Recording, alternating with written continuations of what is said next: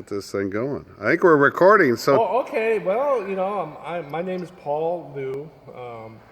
I was in Channing's A&P class about 65, 6, and the class project was to rebuild the Seabird. And I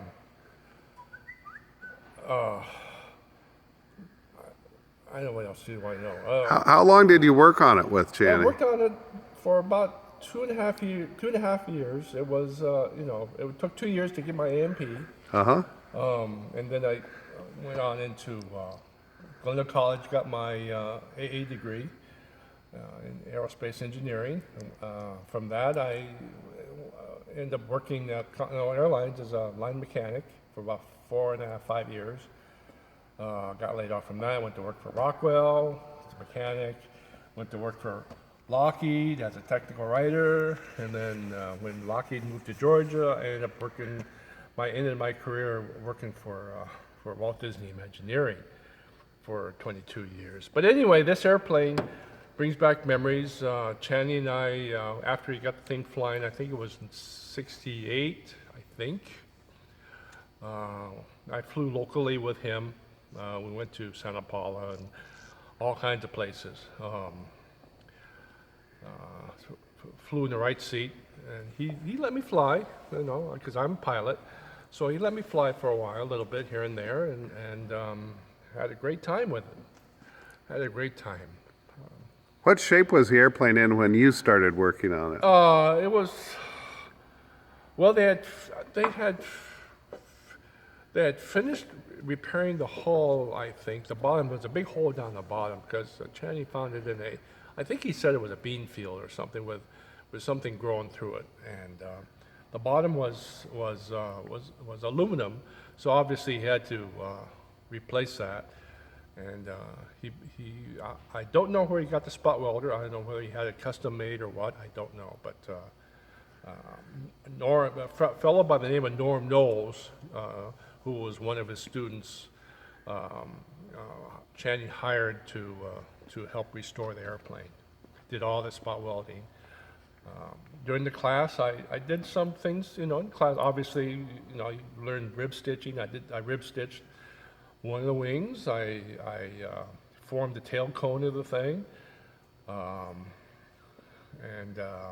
see, what else do you need to know?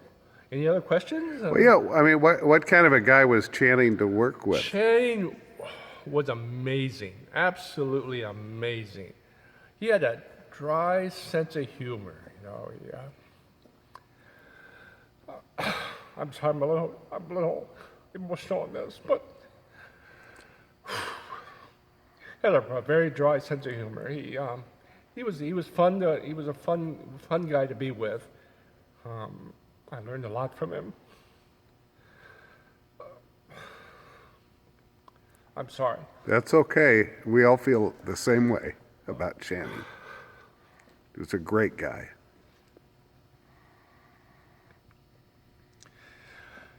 Anyway, any other questions? I don't know what else to say. Well, what kind of made you want to track the Fleetwings down? A friend of mine saw it on Trade a Plane, mentioned, hey, the Fleetwings for sale, I said, oh my God, I gotta see this thing before it really disappears. Who knows where it goes?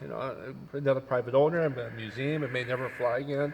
Who knows? So I wanted to see the airplane, and a friend of mine lives in Madison, a very good friend of mine, in Madison, Wisconsin, and so I decided to come visit him, and he and I drove up here to see the airplane.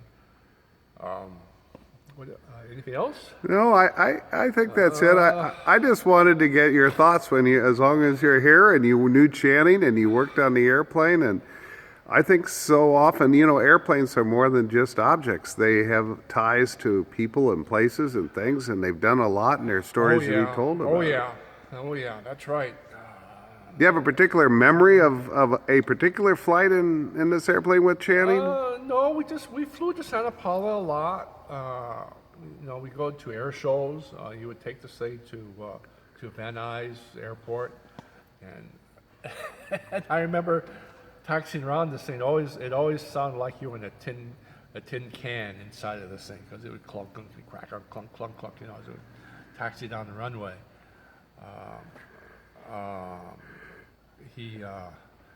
My job was sitting in the right seat. It had a swing over column, so my job was to, every time he said gear up, I would flip the switch, and it was something like 120 pumps, gear up, and then the gear down.